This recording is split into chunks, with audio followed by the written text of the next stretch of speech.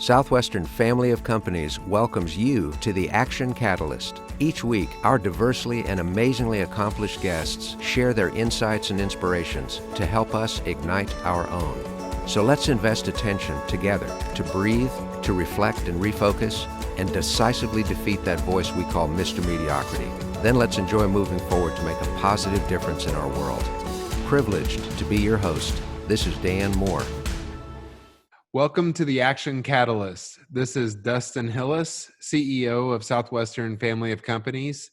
And today we have Greg Boucher, the president of Thinking Ahead. Greg, we are so excited to have you here on the Action Catalyst podcast. Oh, thanks for having me, Dustin. Yeah, well, you are just such an amazing, accomplished Southwestern. You're a member of the board of directors. You're the president of one of the largest executive search firms in the state of Tennessee, and you started your career here at Southwestern Advantage. How many years ago was that, Greg? How long have you been with Southwestern now? Yeah, Dustin, I sold books from 1978 through 1984, and then joined the firm professionally in 84. Well, take us back in a time machine.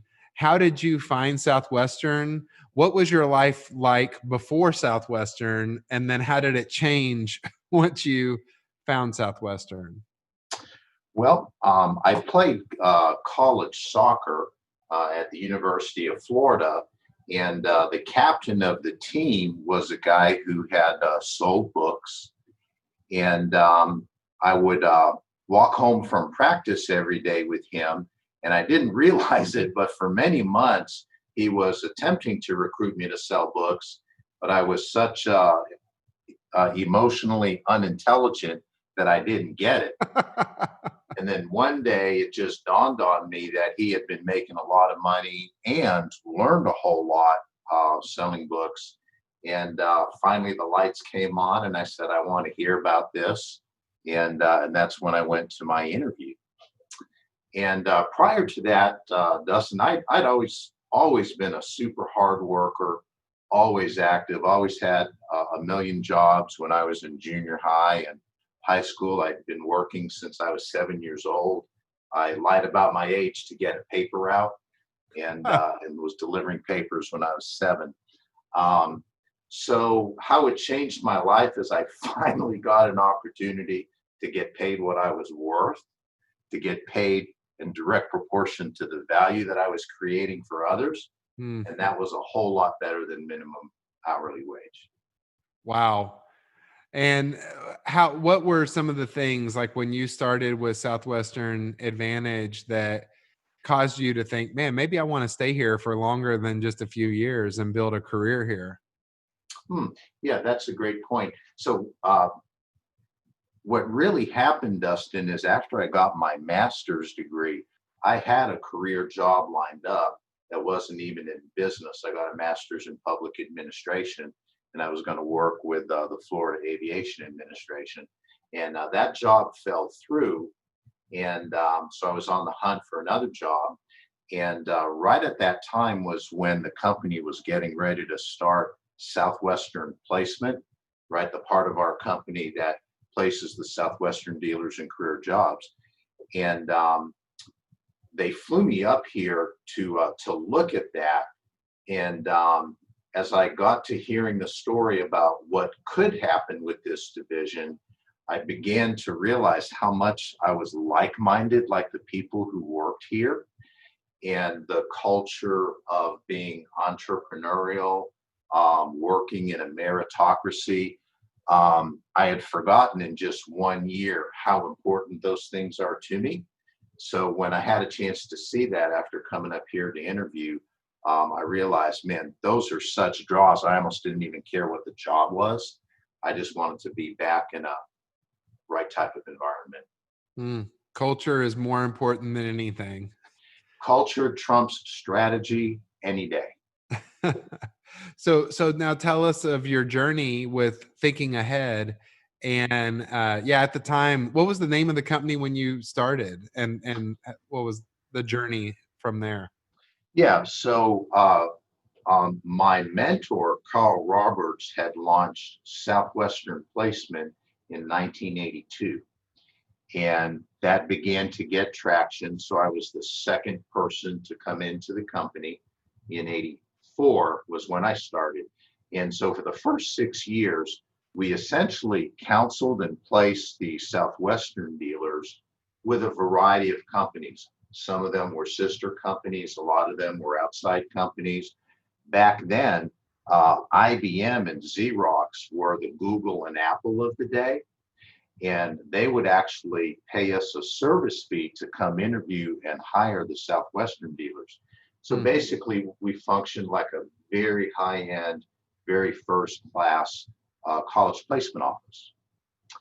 And so while doing that for that 6 years, Dustin, was when we became exposed to the concept there's a whole profession out there called executive search or headhunting. And so as we were getting Southwestern Placement up to about $1 million in revenue was when we realized that, gosh, this could really take off.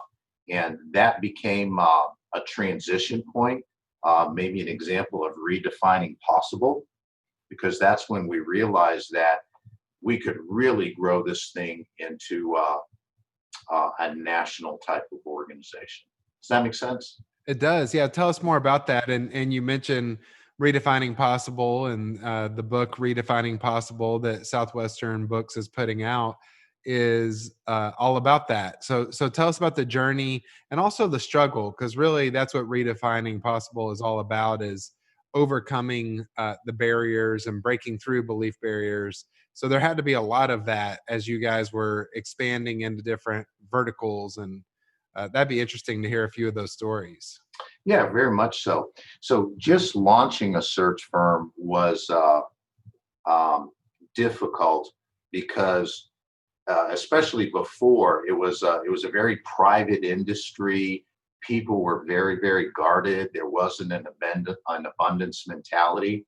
So you had to really work hard to try and find somebody who could tutor you or coach you about how to grow a search firm.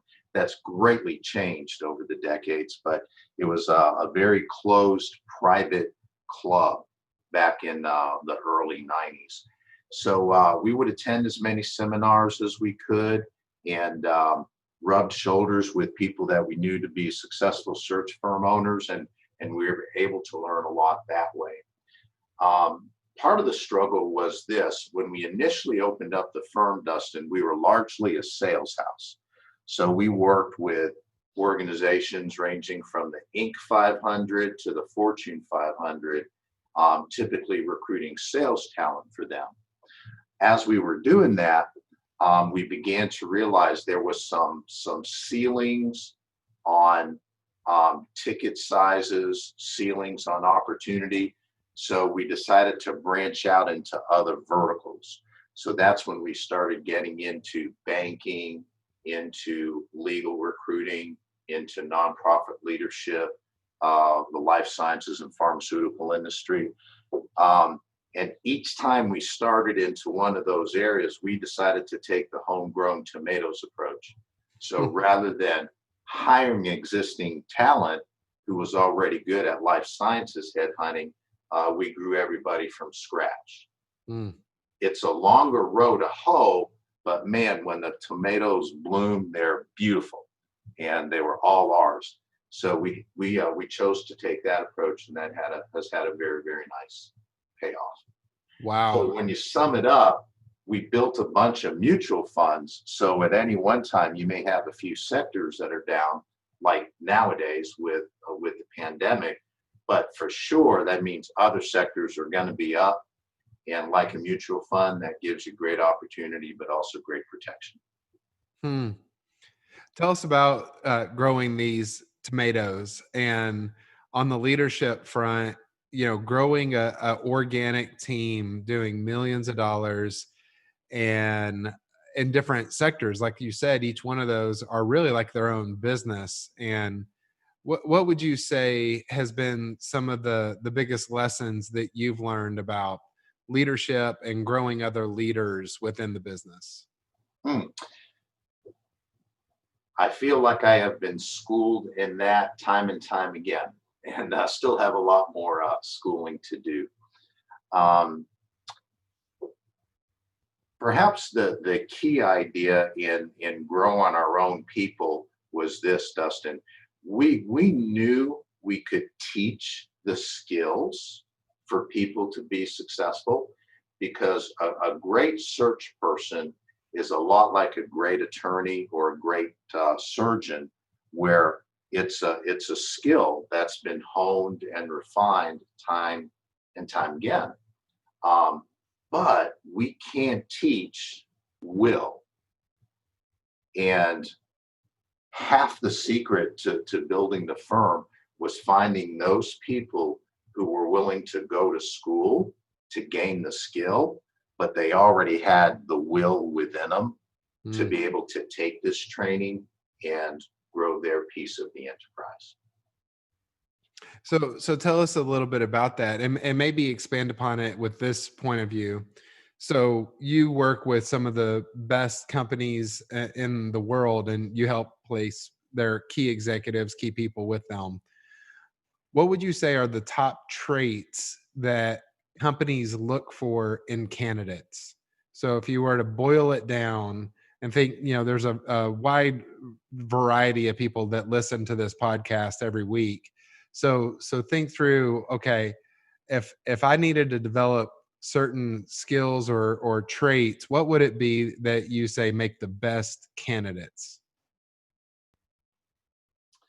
Yeah, smart question, very, very timely question, Dustin. And I'd say there's maybe a trinity of traits that companies are looking for when they're hiring people. And again, knowing we've got a real diverse audience here today, um, these are going to be pretty broad. But the first one is going to be absolutely communication skills. Mm. Just this morning, I had a call with our practice lead in our gaming division to try and help a client over the hump. They needed a role filled, Dustin, that truly there's only about 700 men and women in the United States who can do this job. Wow. And that is not a lot of people. The job is in Loomis, California, a suburb of Sacramento. And we had one of those candidates on the hook, and the client wanted to make an offer, but sadly the candidate did not answer a couple of the interview questions really well when it was time for a panel interview. And they really had a few concerns about that person's ability to communicate as it relates to strategic objectives, because this person was going to be a team lead for a front end development shop. And that's just a very vivid example to me right now of where good communication skills, both written and verbal, are important even in this technical world that we live in, because people have to understand what it is that you do.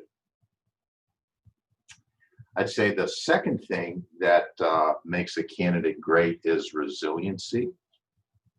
Mm-hmm. Business climates are constantly changing. What's hot for 1, 2, 3 year period may not be hot in the 2, 3 years following that. And candidates who get stuck or leave a job because they felt their company was changing too much actually wind up hurting their candidacy, because their next employer is just going to be the exact same way if it's a good company. And too many candidates don't understand that they have to be resilient in the face of adversity, because of it, adversity is in every company, in every sector out there in the economy. Now, one of the more common things I'm hearing these days about what makes a good candidate, Dustin, is people learning to live with ambiguity. Hmm. Learning to live with ambiguity, because everything is changing so frequently. The velocity of change these last 20 years is so tremendous that people come in and they're hired for one job, but 6 months later, the strategic direction of that department or that company may be changing, and too many people don't know how to live with the ambiguity that comes from shifting priorities. And what we found is the candidates that get the good roles, the candidates who get promotions, are the one who learn how to live with that ambiguity and make something of it until there's clarity. Wow.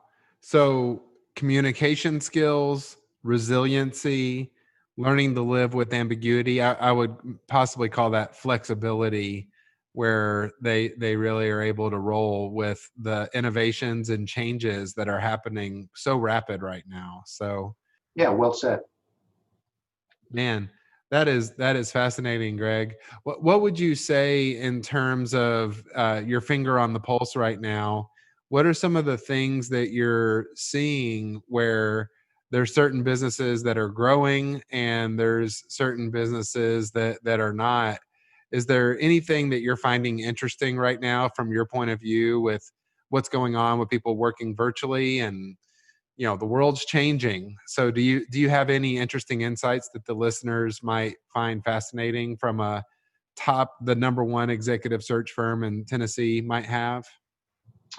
Um, yes, some of the observations, Dustin, are that if we think there's been a lot of change in the last 5, 6 months, man, hold on to our hats, because the change is going to be even more dramatic as the unpredictability of the pandemic continues to play out, right?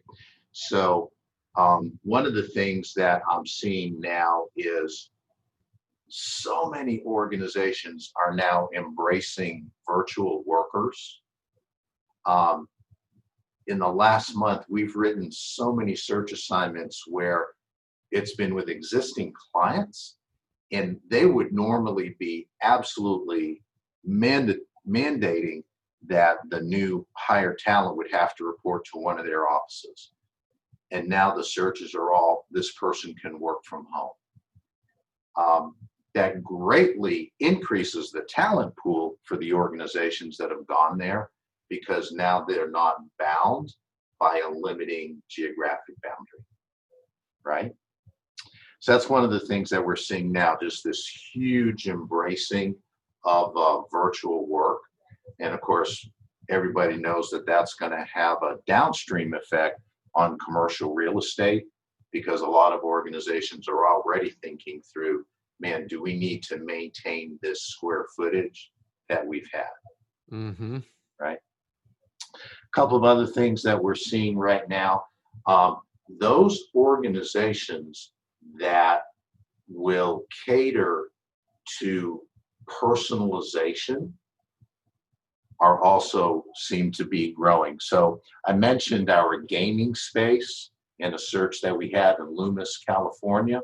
So just as an example, what that practice does, Dustin, is they recruit incredibly high-tech people to design social gaming, which is like the video games you and I used to play when we were younger, but on our mobile phone. And then using your mobile phone like a Xbox console where you can play with a gazillion friends, even when you're 36 years old, right? And what we're noticing is that those clients' hiring needs have shot through the roof, because they believe that social gaming and gaming from your phone is going to totally take over the console market. And that's an example of personalization of IT and entertainment. Wow. Man, technology is fascinating. I know Zoom. We have a Southwestern alumni Right. who actually is one of the top sales revenue officers there, and It's been a game changer, hasn't it? Yeah, it really has. I was just reading an article that um, Zoom's income has doubled in the last 7-month run. Whereas Wow. a lot of the tech companies, their revenue has increased 30%, which we'll all take a 30% gain, right? But Zoom's has absolutely doubled in 7 months. It's a great run for those guys. Wow, that's amazing. Well, there's a lot of people listening that are inspired by that, and also there's probably people that are going through some tough times right now. And the book Redefining Possible is all about overcoming adversity and going through a time in your life where the odds were stacked against you and you had to really go through something tough. So to that listener, if somebody right now is watching this podcast and they're kind of in the middle of it, what piece of advice would you give somebody, Greg, to say, here's how you can redefine possible for your life and to keep going, even though right now, things might be tough? Yeah, Dustin, I would offer, again, maybe a trilogy of ideas here for somebody who's taken some kidney punches. And frankly, that's 9 out of 10 people that I talk to every day. And the first thing is actually one to double down on the work effort. Hmm. Just as an example, when our firm hit the wall on March 23rd, when the Safer at Home order came out, and we just started seeing everything, all the wheels fall off the wagon. By the end of April, we had the plan in place that we actually had to double our biz dev calls just to keep pace with where we were. It was almost like Alice in Wonderland and the Mad Hatter, in that scene where he says, I have to run twice as fast just to stay in the same place. But the team did it because everybody really got the idea that we actually have to double down on our work effort. And I think that's going to be true for everybody. But the second thing, though, that it takes is to look at what you're doing and realizing and accepting that what used to work doesn't work anymore. In the search business, Dustin, we've been preaching to the team that in any given year, 20% of the profession changes, and tools and techniques that used to work, well, 20% of that is not going to work in this next year. So that by the time 5 years rolls around, if you're still doing business the same way that you were before, then you're pretty obsolete. And so that's why it's just really important that on the second point, people have to take a good hard look at what they're doing and realize and accept what isn't working and move that out of their daily practices. Mm-hmm. Realize what is working and supplant the old stuff with the new stuff. So for example, we had one client, which was a medical sales client that sells into the lymphedema market space. And their sales reps get physician referrals, and then the sales reps actually go see the patients in their home. Well, when COVID hit, that got to be a real stumbling block, right? Because the patients didn't want people in their homes, and the sales reps didn't want to go into afflicted people's homes. Mm-hmm. So the company was really slow to adopt Zoom technology because they felt, well, no, we're a face-to-face sale and we're a customer care organization. And all it took was about 2 months of only doing about 10% of the sales that they did in the prior comparison year to realize that they had to change. They weren't willing to shed their old way of doing things that wasn't working. Wow. Of course, think about it. That was back in the days, Dustin, early days of the pandemic, when we thought, oh, by Labor Day, everything will be back to normal. That's right. I'm just going to wait and see. I'm going to take a wait and see mentality. The folks that took the wait and see mentality sure have been waiting a long time, haven't they? That's right. Yeah. They were thinking it'd be a V curve or an elongated U, but who knows what consonant it's going to turn out to be, right? Yeah. Hey, let me finish up with that third point about overcoming adversity.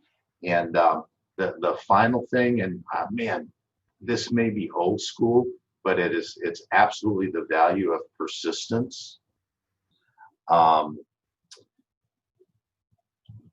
Making your plan and sticking with it, and literally just getting up and dusting your arms off one more time. So much of that is understated, but it is so much the truth that the last man standing is going to be the winner. And so that's one thing I've been seeing in a lot of great salespeople, whether it's with our firm or others in our family of companies. The folks who are persistent are the ones who are going to be standing when we get on the other side of this. So much wisdom right there, Greg. That is brilliant. And yeah, just to summarize, double down on work effort. Number 2, what used to work does not work anymore. And number 3, persistence, never give up, kill the quit. Mm-hmm. So good. Yeah, well said. Thank you. Well, Greg, this has been such a fun time together, and hearing your journey of what you have done to get to where you are today, and also words of wisdom for the listeners on how they can get through whatever they're going through, whether times are good or whether times are the times of struggle. And it's just been so energizing and uplifting, and appreciate you joining us here on the Action Catalyst. Well, it's my pleasure. Thanks for the invite. Good luck to you, and keep up the good work. Thanks, Greg. Thanks, everybody. If you enjoyed this podcast, please make sure to subscribe. To stay updated on everything that the Action Catalyst is up to, make sure to follow us on Facebook and Instagram at Action Catalyst, and Twitter at Catalyst_Action. Thanks for listening.